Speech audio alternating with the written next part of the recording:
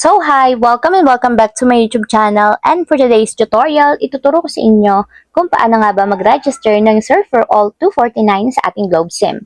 But first, can you subscribe to my channel and don't forget to hit the subscribe button and the bell to notify you for my new updates. And if you want to learn more, just keep on watching and let's start. So ayan guys, for today's video mula sa ating mobile device, pumunta lang tayo sa dial ng ating phone.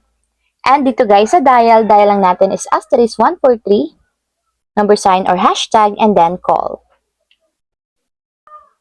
So, ayan guys, dito ang piliin natin is yung number 7, which is yung SURF4ALL. So, type natin yung number 7, and then send. So, ayan guys, piliin natin dito yung number 2, yung SURF4ALL 249. So, type natin yung number 2, and then send. So, ayan guys, sabi dito kapag daw nag-register tayo ng SURF4ALL 249, makakakuha tayo ng 20 gigabytes na all-access and shareable data para sa lahat.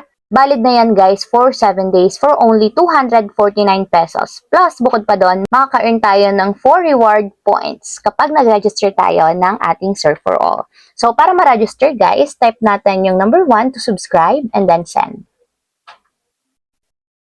So, ayun lang guys, gano'n lang kasimple kung paano nga ba mag-register ng SURF4ALL 249 sa ating Globe SIM. If you have a question, can you comment down below and don't forget to hit the subscribe button and the bell to notify you for my new updates. And thank you for watching!